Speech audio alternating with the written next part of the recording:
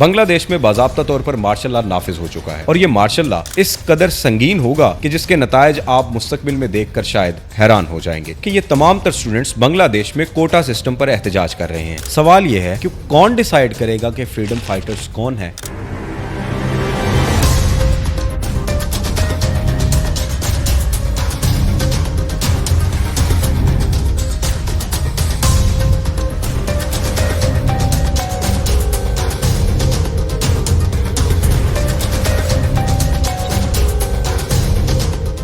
ان دنوں بنگلہ دیش میں اسٹوڈنٹ پروٹیسٹ ریکارڈ کروا رہے ہیں۔ آرمی کی جانب سے اس ملک میں کرفیو نافذ کر دیا گیا ہے۔ لوگوں کا یہ کہنا ہے کہ ان کے پاس حق خود ارادیت یعنی اپنے اظہار کا حق باقی نہیں رہا اور وہ حکومت سے اسی چیز کی ڈیمانڈ کر رہے ہیں کہ ان کا یہ حق باضابطہ طور پر بحال کیا جائے۔ یہاں تک معاملہ بگڑ چکا ہے کہ اسٹوڈنٹ پروٹیسٹرز نے باضابطہ طور پر وہاں کی وزیر اعظم حسینہ واجد کو ڈکٹیٹر کلیئر کر دیا تھا۔ آج کی تاریخ کے مطابق وہاں پر حسینہ واجد مستعفی ہو چکی ہیں اور باضابطہ طور پر مارشل لا لگ چکا ہے۔ بنگلہ دیش کے آرمی چیف نے باضابطہ طور پر یہ اعلان کیا ہے کہ وہ عبوری حکومت کا قیام یقینی بنائیں گے اور کسی نہ کسی طریقے سے اس ملک میں حکومت کو آگے لے کے چلیں گے اور اسٹوڈنٹس کے تمام تر مسائل حل کیے جائیں گے۔ ملک میں امن کی بحالی کے لیے ہم اپنی تمام تر کوششیں جاری رکھیں گے۔ مگر سوال یہ ہے کہ وہ تمام تر اسٹوڈنٹس جن کی تحریک اتنی زور پکڑ گئی کہ ان کے ملک کے وزیر اعظم یعنی حسینہ واجد نے استعفیٰ دے دیا، ان کی ڈیمانڈ کیا ہے؟ تو قصہ یوں ہے کہ یہ تمام تر اسٹوڈنٹس بنگلہ دیش میں کوٹا سسٹم پر احتجاج کر رہے ہیں۔ سب سے بڑا سوال یہ ہے کہ کوٹا سسٹم ہوتا کیا ہے؟ ہم اسے سمجھنے کی کوشش کرتے ہیں۔ کوٹا سسٹم کسی بھی ملک میں باضابطہ طور پر نوکریاں دینے کے لیے ایک مخصوص کوٹے کا انتخاب کیا جاتا ہے، جس میں یہ چیز ظاہر کی جاتی ہے کہ کس کوٹا پر کتنے افراد باضابطہ طور پر نوکریوں کے حقدار ہوں گے۔ بنگلہ دیش میں یہ کوٹا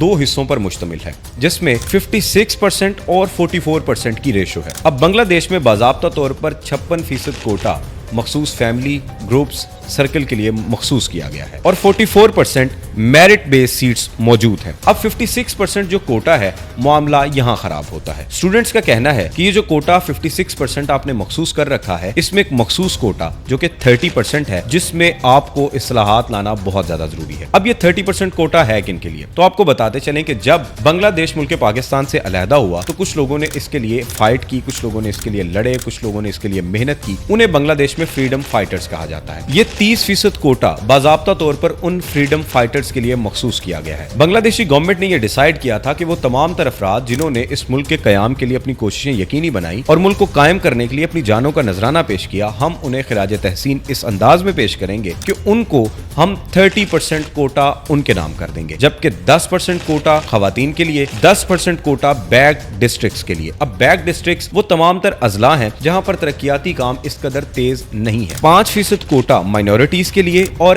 1% کوٹا ڈسیبل پرسنز کے لیے ہوگا۔ کل ملا کر یہ 56% کوٹا ہے، جن میں جو ہائی لائٹڈ کوٹا ہے وہ یہ 30% کوٹا ہے، جس میں یہ بات واضح کی جاتی ہے کہ ہم یہ 30% کوٹا اپنی مرضی سے ان فریڈم فائٹرز کو دیں گے جنہوں نے اس ملک کے قیام میں اپنا کلیدی کردار ادا کیا۔ اب اسٹوڈنٹس اس بات پر احتجاج کر رہے ہیں کہ اس 56% کوٹے میں سے 30% جو کوٹا آپ نے رکھا ہوا ہے فریڈم فائٹرز کے لیے، اس میں اصلاحات کریں۔ دو ایسی شقیں جن پر کام کرنے کی ضرورت نہیں ہے یا جنہیں بحال کیا جا سکتا ہے: 5% مائنورٹیز کا کوٹا اور 1% ڈسیبل پرسنز کے کوٹے کو چھوڑ کے 10% خواتین، 10% بیک ڈسٹرکٹ اور 30% کوٹا جو آپ نے فریڈم فائٹرز کے لیے رکھا ہوا ہے، ان میں اصلاحات یا ریفارمز کرنا بہت زیادہ ضروری ہے۔ اب سوال یہ ہے کہ بنگلہ دیش کو بنے ایک عرصہ ہو گیا ہے، 1972 سے لے کے آج کی تاریخ تک۔ کیا یہ پہلے بھی سوال اٹھا؟ کیا ان چیزوں پر پہلے بھی غور کیا گیا؟ تو یقینی طور پر یہ سلسلہ آج کا نہیں ہے۔ بنگلہ دیش میں آج جتنا بھی احتجاج اور بحران آپ دیکھ رہے ہیں، اس کی کڑی 1997 سے جا ملتی ہے، جب بنگلہ دیشی گورنمنٹ نے باضابطہ طور پر یہ ڈیسائیڈ کیا کہ ہم اپنا یہ 30% کوٹا فریڈم فائٹرز کے نام کریں گے۔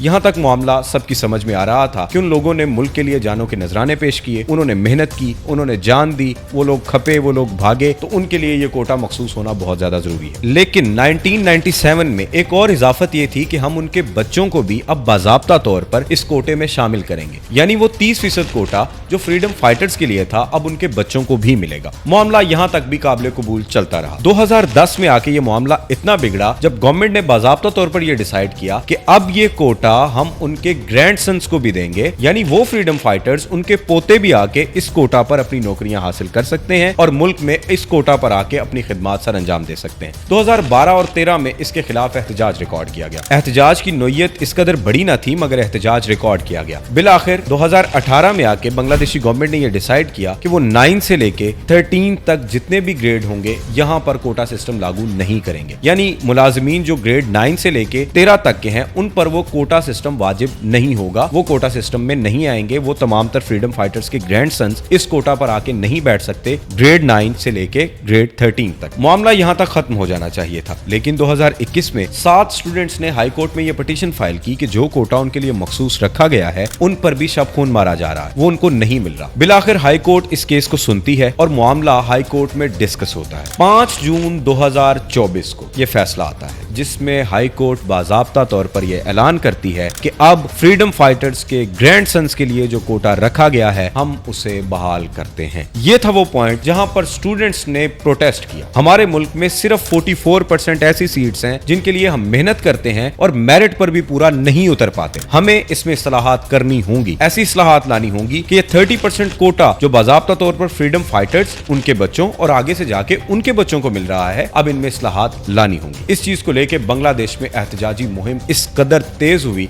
कि आपने अपनी आंखों के सामने देखा कि जून से लेके आज की तारीख तक ये तमाम तर फ्रीडम फाइटर्स के खिलाफ स्टूडेंट्स रोड्स पर निकले, मुल्क में जलाओ घेराव हुआ, 300 से ज्यादा तालिब इल्मों ने अपनी जानों के नजराने पेश किए, सिर्फ इस चीज के लिए अपनी जानें दे दी कि 30% का वो कोटा जो आपने फ्रीडम फाइटर्स के ग्रैंडसन्स को देने का फैसला किया है इसमें इस्लाहात लेके आए। गवर्नमेंट जब देखती है कि स्टूडेंट्स हमारे हाथ से बाहर हो रहे हैं और मामला कंट्रोल नहीं हो रहा, गवर्नमेंट 10 जुलाई 2024 को सुप्रीम कोर्ट में पिटीशन फाइल करती है कि हाई कोर्ट के इस फैसले पर नजरसानी की जाए, हाई कोर्ट के इस फैसले को रिजेक्ट किया जाए, क्योंकि मुल्क में अफरा तफरी की सूरत हाल इस कदर बढ़ गई है कि हमसे वो कंट्रोल नहीं हो पा रही। 10 जुलाई को यह पिटीशन फाइल होती है, उसका फैसला यकीनी तौर पर अभी तक नहीं आया और आज उस मुल्क में मार्शल लॉ नाफिज हो चुका है। वहां का सारा कंट्रोल वहां की आर्मी देख रही है। हसीना वाजिद साहिबा मुल्क से फरार होकर इंडिया में पनाह ले रही। दूसरे धड़े के लोगों का यह कहना है कि यह सोची समझी साजिश थी। अगर आप तारीखों का तयन करें तो 5 अगस्त को ही कश्मीर के इस्तेहसाल के लिए जो पाकिस्तान में दिन मनाया जाता है उसको भी 5 अगस्त से जोड़ा जाता है। 5 अगस्त को आज का ये वाकया पेश आना एक यकीनी तौर पर बहुत बड़ा सवाल उठाता है। कई लोगों का कहना है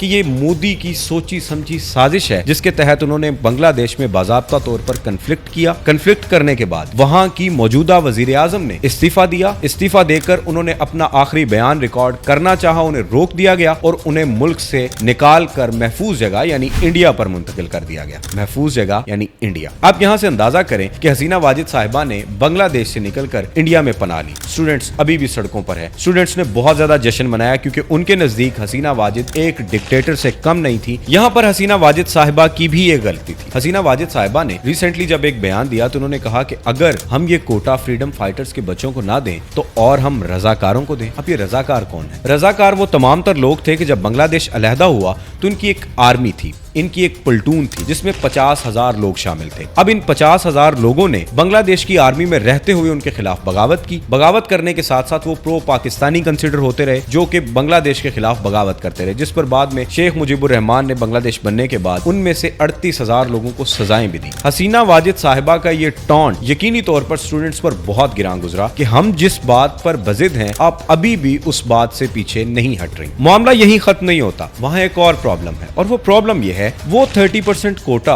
जो फ्रीडम फाइटर्स के लिए मखसूस किया गया है। सवाल यह है कि कौन डिसाइड करेगा कि फ्रीडम फाइटर्स कौन है? तो हैरान कुन बात यह है कि वो फैसला भी हुकूमत करेगी, यानी बरसरे इक्तदार बैठे हुए वो तमाम तर लोग जो बाज़ाब्ता तौर पर मुल्क के 30% अवाम का फैसला कर सकते हैं कि हमने इनको कोटा सिस्टम में फ्रीडम फाइटर्स के बच्चे लिखकर हमने इन्हें नौकरियां दिलवानी है, जिसकी वजह से स्टूडेंट वहां पर इस कदर प्रोटेस्ट कर रहे हैं। इसके नताइज क्या होंगे? आर्मी वहां पर शब खून मार चुकी की है, हालात को कंट्रोल करने की कोशिश कर रहे हैं, अबूरी हुकूमत चलाने की भी कोशिश कर रहे हैं, मामलात का दरमियाना रास्ता भी निकालने की कोशिश कर रहे हैं। मगर सवाल यह है कि स्टूडेंट्स का ये मुतालबा कितना सही और कितना गलत है। आप इसके बारे में क्या सोचते हैं? अपनी राय का इजहार कमेंट में जरूर करें। आने वाले दिनों में बांग्लादेश में क्या सूरत हाल बनती है और इस खित्ते पर, जो कि सबसे ज्यादा रेड एरिया खित्ता कंसिडर किया जा रहा है इसराइल और फलस्तीन की वॉर के बाद, रशिया एंड यूक्रेन इशू के बाद, अब ये सबसे बड़ा इशू क्रिएट होना, ये इतना बड़ा मामला बनना यकीनी तौर पर एक सवालिया निशान है। आपके नजदीक उन स्टूडेंट्स का प्रोटेस्ट गलत हो या सही हो, मगर वहां की लोकल गवर्नमेंट ये डिसाइड कर चुकी थी कि हम इस कोटा से पीछे नहीं हट सकते। यही एक वजह थी जिसकी वजह से एक कोटा सिस्टम से सफर शुरू होने वाला आज के दिन पर इख्तिताम पजीर होता है। और इख्तिताम पजीर भी कुछ इस तरीके से कि बांग्लादेश में बाज़ाब्ता तौर पर शब खून मार के